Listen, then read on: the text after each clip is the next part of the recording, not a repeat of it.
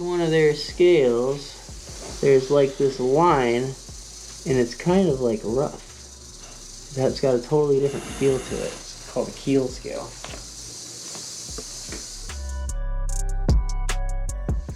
What's going on, guys? Welcome to today's video. If you're new here, my name's Ryan. And I'm Kyle.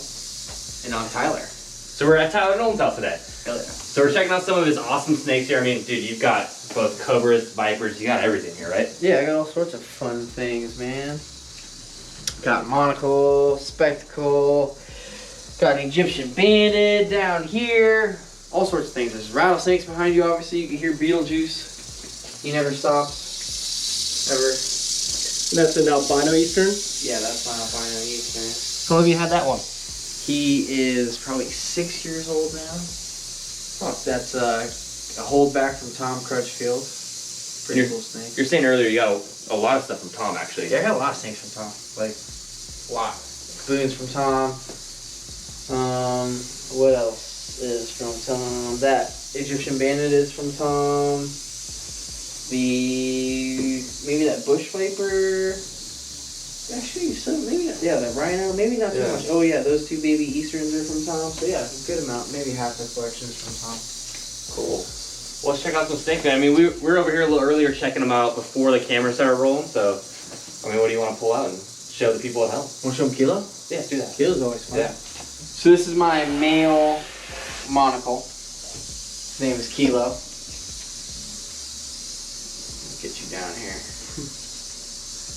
Check that out. Do they climb up there a lot? Yeah, these vision cages have that lip in the top, so sometimes the snakes like to hide in that lip up there. Especially the arboreal stuff that I have over there. Now this is a blue-eyed leucistic monocle.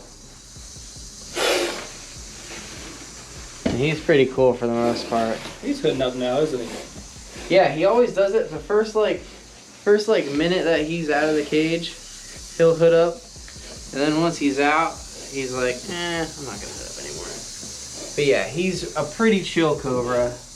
Has he ever been bitey at all, or is he just pretty just vocal?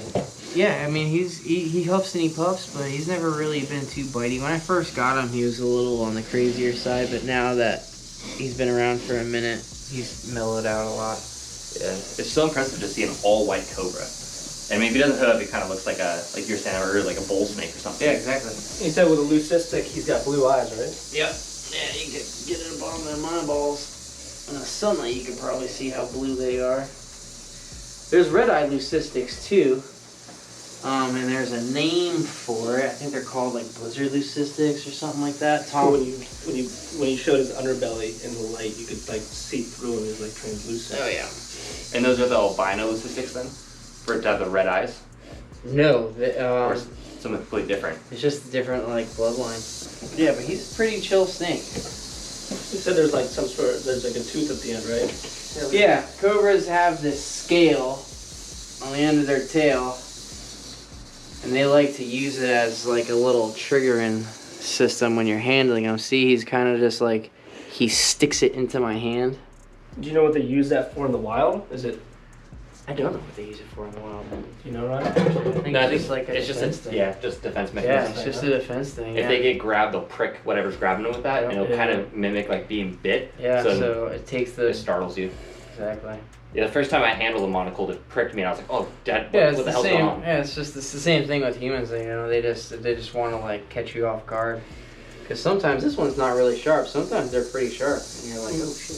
That's a pretty good sized male monocle too. I mean, Yeah. nice thick body. Yeah, and he was breeding. He was paired up with the female sunset that I have, and he hasn't eaten since I took them apart. So hopefully in the next like week or two he'll eat for me. Yeah, and that's just something when you breed animals, especially males. Once they get in breeding mode, all they can think about is one thing. So food means nothing. But like you said, after a while, they'll probably get back on food for you. And he's got really good weight to him anyway still, so obviously he's poking everywhere. Yeah, he's still got great weight. Totally fine. These guys are so cool. Yeah, here, you guys can play around with them. And like I said in another video, guys, I mean, these are probably the most commonly kept cobra. private collections, but their venom is still no joke. I mean, they're quite toxic. Yeah, it's an Asian Cobra, so you definitely don't want to mess with it. We're in South Florida, so we got Venom 1 down here, which is great. So I got Jeff Bob's number, like, speed dial on my phone, so if anything were to happen, he's the first person that I call. And he's got everything. Everybody has to have bite protocol. So in my I have a little book over there that any snake in here, you get bit by it, it has step-by-step instructions of what you need to do. So, and these guys, their scales are just so cool. Just a huge, large scales that are super smooth. Yeah, they're dope. Silky smooth.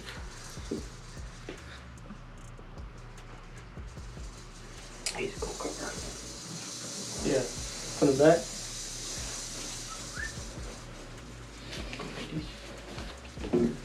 Thank you, sir. I gotta clean these cages out.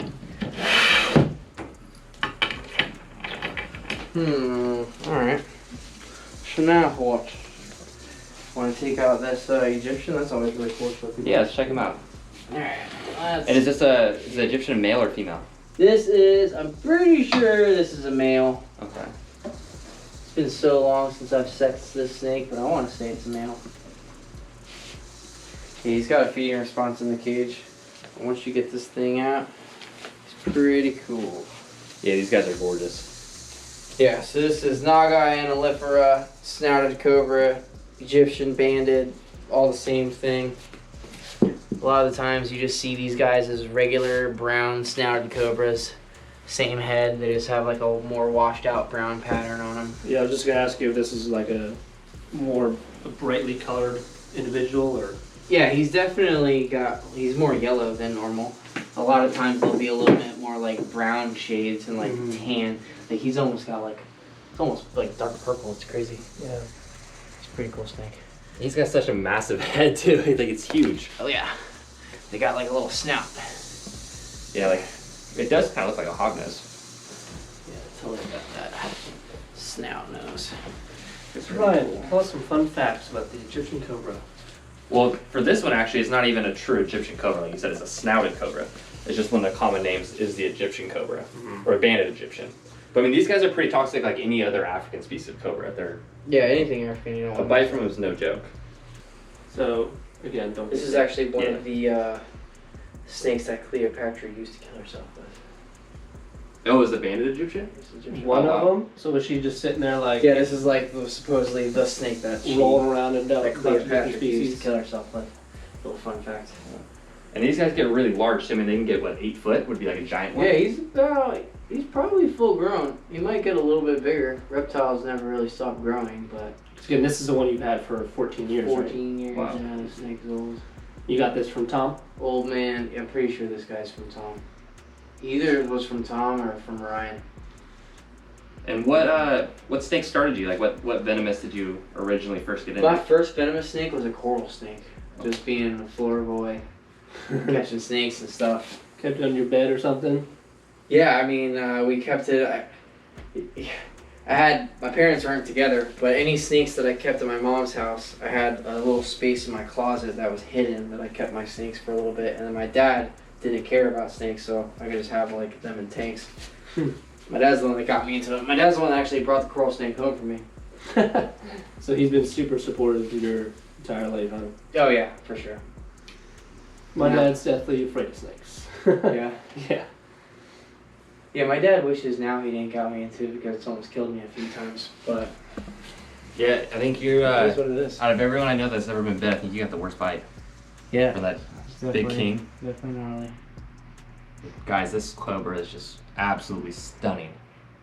I mean, what do you think of this, Kyle? I absolutely love this species. I mean, it's such a beautiful coloration to it, and it's not so crazy like that spectacle cobra is. Yeah, that spectacle will wake you up. Do you mind pulling that out after this? Yeah, I can do it. You want to see it at all, Kyle? No, I'm good. Just put more down back in. I just like to watch it, admire it. Dude, that's what it's about, you know? Like, that's what I learned about my bite. Is that we were just... the snake is going to act, or any animal is going to act how you're interacting with it. So if you're trying to piss the animal off, like, you're going to have a negative reaction with that animal. You know what I mean? Like, instead of like handling that big king nicely like we normally do, we were literally, you know, Tom and I were really pissing the snake off. Like, we had our hat, we were trying to get him to hood up. Like, the snake was agitated. He wasn't cooperating, and we were trying to get him to cooperate, and that's how that happened. And were you trying to get a photo with it? Is that why you're making it like that, or just I kind don't of? remember what the fuck we were doing. Yeah. We were doing something for. We think we were doing something for Ray Hunter, but the whole day was a blur to me. Yeah. But still, it's like if we just went about our business and respected these animals the way that they should be, and not try to piss off, I'd still have 10 fingers. Yeah. Luckily, I'm alive though. Alright guys, so what you're going to see is a little different now. So the reason we're handling those cobras the way we were is because they are way more mellow. You're about to see what a not so mellow cobra acts like. Ooh. Ooh. You want the bigger hook, or you go with that one? This one should be good.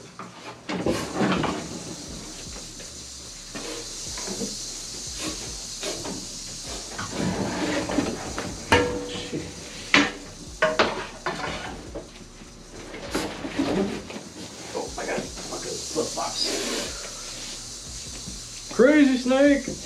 Yeah, so this is my spectacle. He is out of his freaking mind. He likes to dart at you and rush at your feet and fly towards your head and all sorts of fun stuff. I was telling them earlier, Chandler did a video with him a week or two ago, and he jumped straight up in the air and hit Chandler in the chest with his head. Wow. Just kept his mouth closed? Yeah, thank God he had his mouth closed, because that is not a good bite. And that's the biggest thing with cobras, is just all, you know, the vocal aspect of it to try to just deter you, huh? Yep. It seems like they really don't want to bite. He does though. Yeah. Yep. So Chandler just got really lucky. Yeah, no, he definitely got a bluff strike for sure. Yeah, they're crazy snakes, man. Like, look at how thick that head is. Like, it's a good size.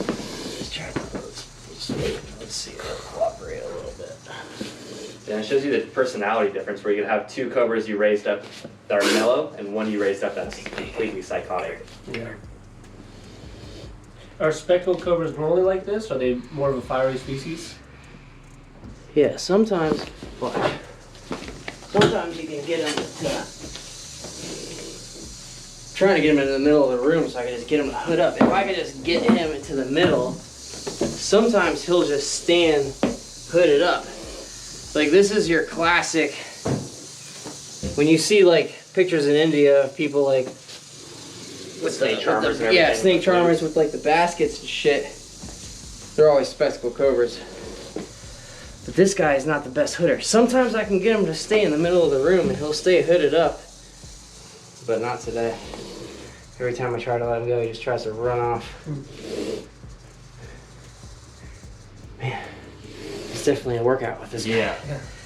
You gotta be on your toes. And as you see right there, he's trying to back up on you too. So that's one thing cobras exactly. would do is they'll be going forward and then all of a sudden they'll start backing up to try to loosen your grip and catch you off guard. Yeah. And I never do this in sandals either. But we're in quarantine mode. So, sandals it was today. I mean, Yeah, it's a see how beautiful he's snake. backing up? Yeah, he's awesome snake. Yeah. He's just not psychotic. the easiest to work with. Yeah, see that reverse? He just, look, he's trying to roll himself. See that? Yeah. Lame. Lame. So lame.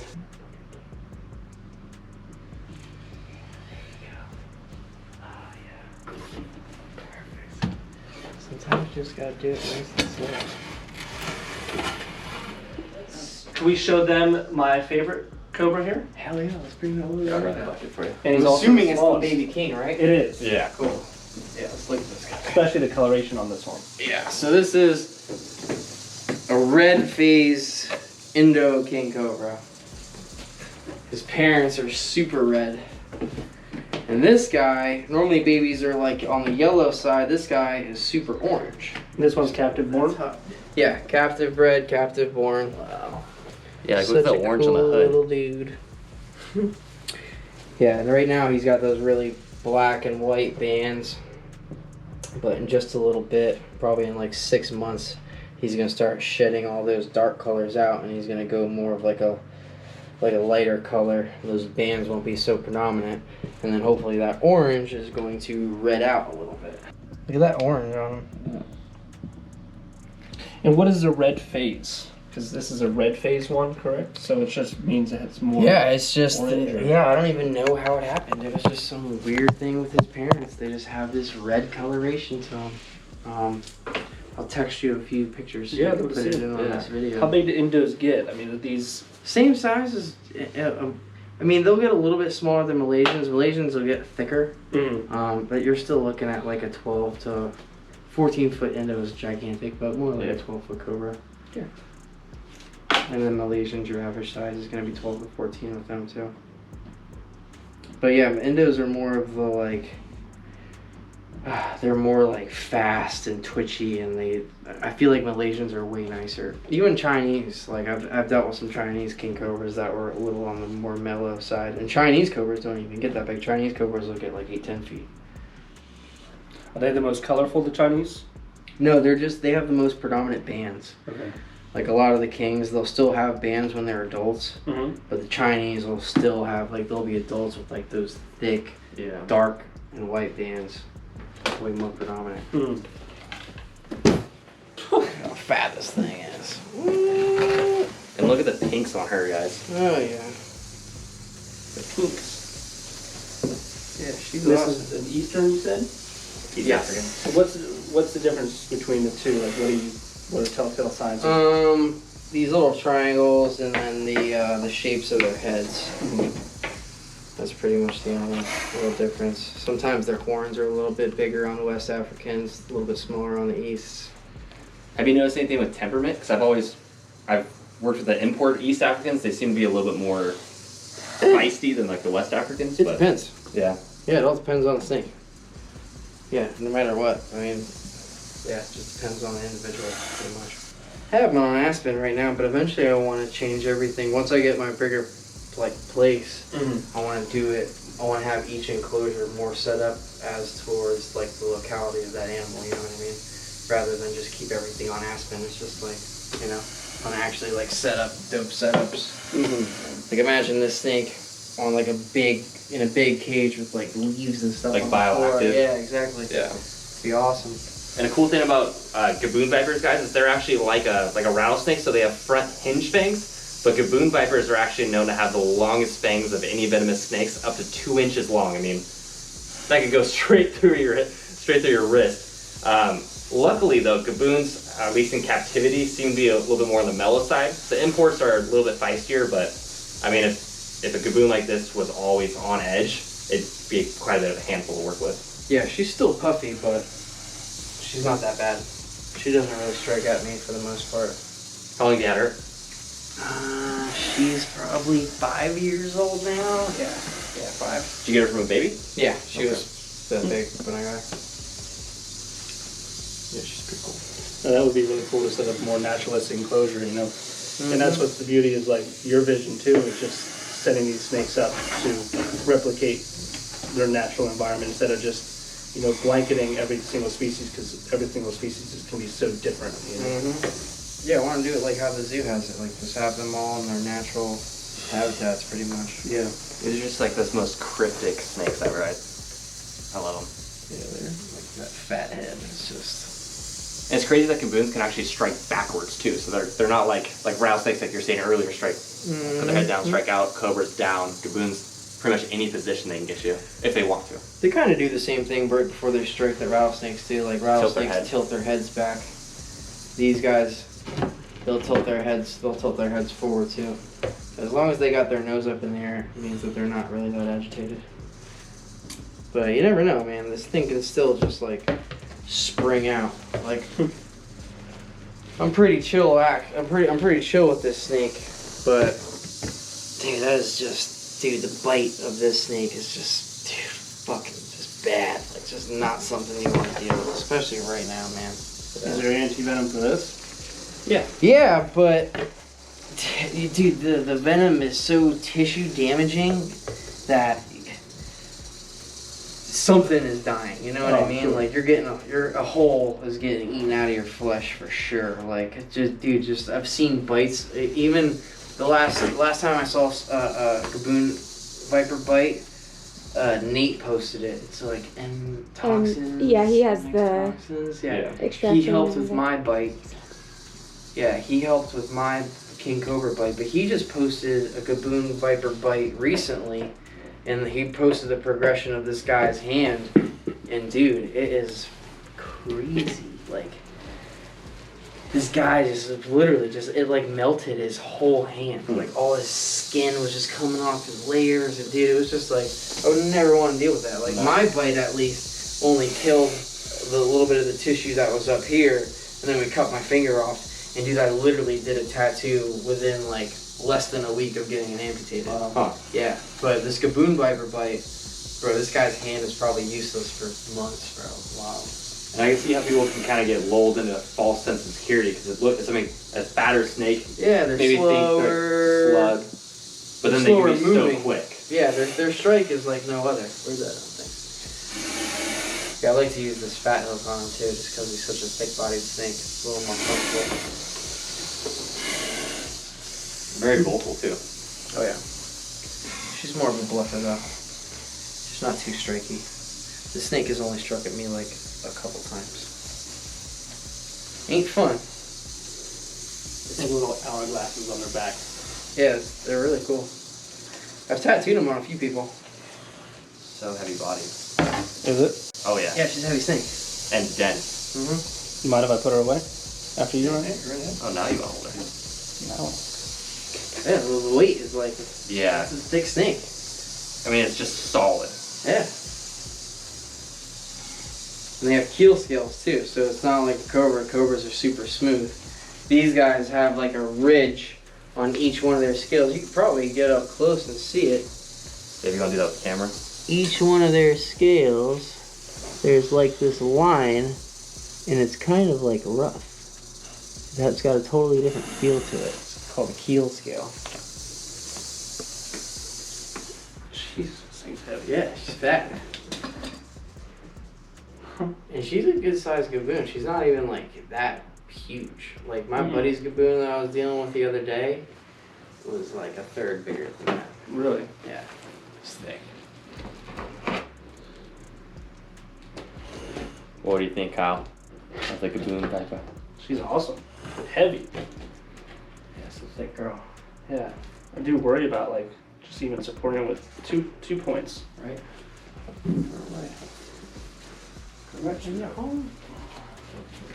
Yeah, she's a great snake though. And they do get a lot bigger than that? She'll get a little bit bigger, but she's probably almost maxed out. Yeah. But yeah, I've seen some females get massive. Oh yeah, I forgot to show you guys at the shop. My biggest female that I had, I skinned her, and I have her skin at the shop. And dude, it is Massive. Like 5.5 foot Gaboon. jeez. Yeah, like That's a she huge was Gaboon. no joke this big. Her head was that big, dude. Holy. Like bigger than my hand. Her head was definitely bigger than my hand. It was crazy. Biggest Gaboon I've ever had. Jeez. Yeah. Cool. Well, thank you very much for showing us around. Obviously, we will definitely want to be back and see how everything's going, especially that little king over there. But Yeah. Yes. can't thank you enough, man. Appreciate it. Definitely appreciate it. All right. Thanks for coming over. Alright guys, well if you liked today's video, make sure to like, comment, subscribe. Also follow Tyler on both Instagram and YouTube. I'll put his links down Stay below. safe. Yeah, see you guys.